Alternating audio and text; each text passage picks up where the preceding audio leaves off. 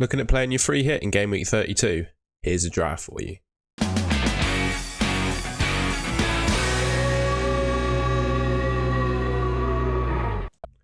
Okay, before I get into all the details about the players, what I will say is that, I don't know if you've had a play around with the free hit draft yet, but I found it really difficult to fit in all the players I want, and there are definitely some sacrifices you're going to have to make when putting together your free hit. And what I've done is I've summarised basically the top players for expected points by position according to Draft Hound. That should help you understand the best picks basically for the game week by position and should help shape your team. And I've also got towards the end a draft that I've selected. So here are your top goalkeepers and defenders: Ramsdale, Alisson, Pope, Martinez, Raya, Johnston, probably the sort of goalkeepers you'd want to be picking from. And then in terms of defenders, Zinchenko tops the list, followed by Trent, Trippier, White, Robertson, Gabriel, Holding, and so on and so on. So Arsenal and Liverpool players with a bit of Newcastle sprinkled in there, dominating the defenders.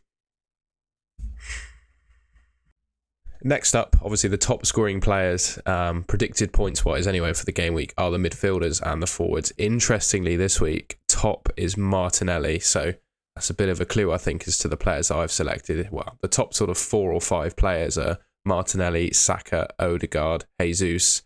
Those guys pretty much should be guaranteed in your team. As you can see, though, there's only 3 Arsenal spots in 4 of the top scoring players at Arsenal. So you've got to really, weigh up who are the best Arsenal assets, and you'll see who I've picked later on.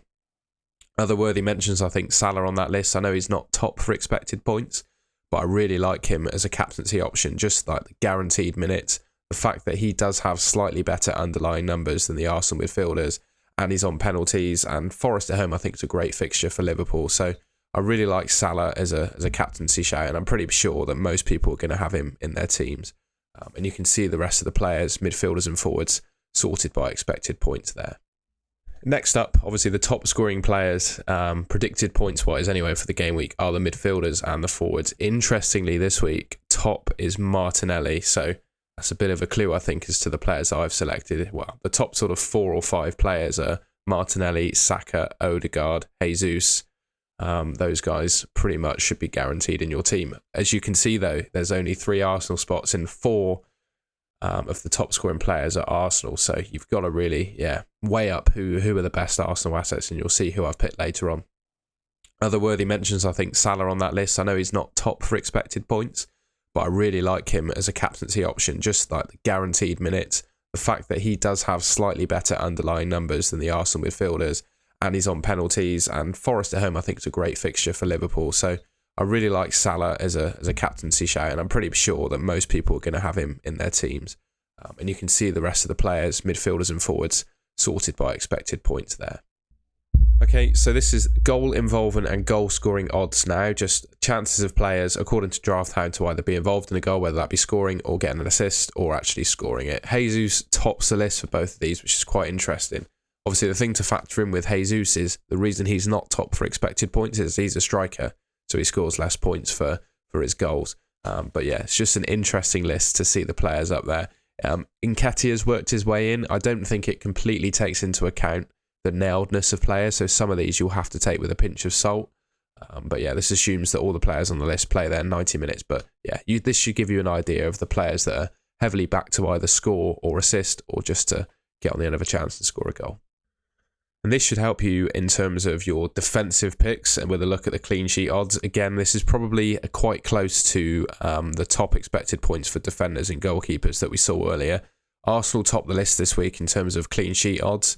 It's a frustrating position with Arsenal this week because they're the best attacking team according to the underlying stats and the best defensive team, and unfortunately you can only pick 3 of them. But yeah, they're top of the list, 55% clean sheet odds, followed by Liverpool, Crystal Palace up there interestingly on 42%, Newcastle, Leicester, Brentford and West Ham.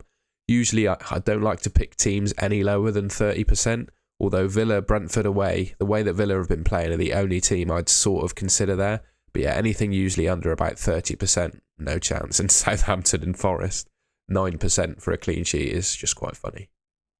Right, stats out the way, here is the team that I've picked. In goal, I've gone for Sam Johnston. It looks like Guaita has, it looks like a calf injury that puts him out sort of to the end of April. So I think Johnston will be the starting keeper for Palace for Game Week 32.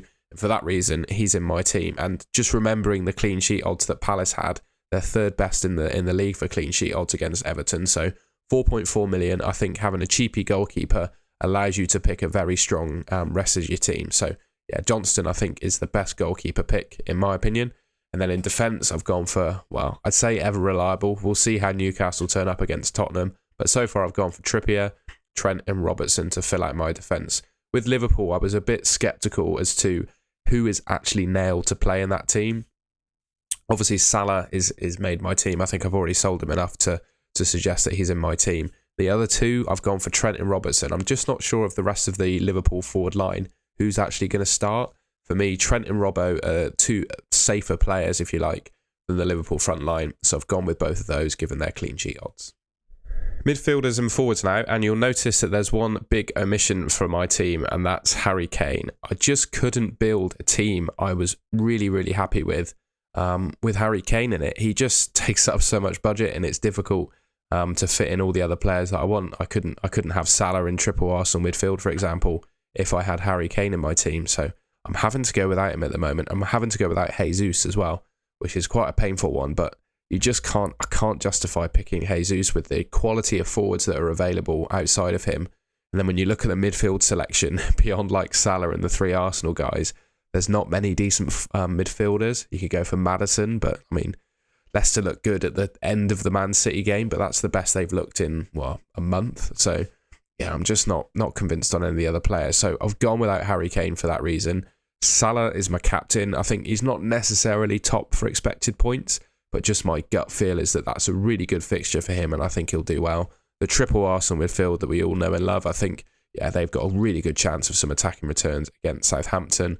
Ollie Watkins is unavoidable. He's in such good form at the moment. I think you'd be very brave to go without him.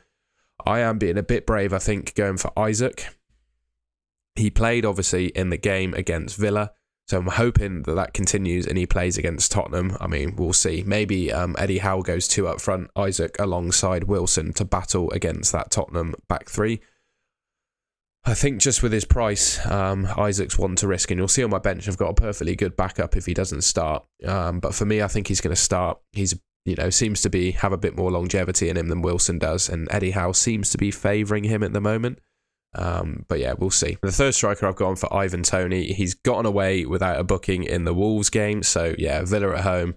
They're obviously a bit tougher defensively, Villa, than you might have thought at the start of the season. But I feel like Ivan Toney could score against pretty much anyone. And yeah, the upside with him is obviously penalties, 90 minutes. I just think he's a great option. And then that's the team as a whole. I've gone on my bench. I've just gone for the cheapest options available, really, because I feel like most of my 11 there are pretty much nailed to start. I'm gone for Iverson, who is the cheapest starting goalkeeper in the game. Andreas Pereira. He's always comes up with points when you need him. So, if one of these guys doesn't start, I feel pretty safe knowing that Andreas Pereira is on my bench. And then Nico Williams and Totti, don't know how to say it, from Wolves. Two cheapies, don't really care about them. They were just there to fill up the team and not spend any money. I think it's difficult to set, to say how much this team costs and whether you can afford it, because we've all got different budgets and stuff in the game. So I'm hoping what I've done here has left quite a lot in the bank in terms of my team. But I'm hoping that this team I've built here is affordable for pretty much anyone. At least that should be the case.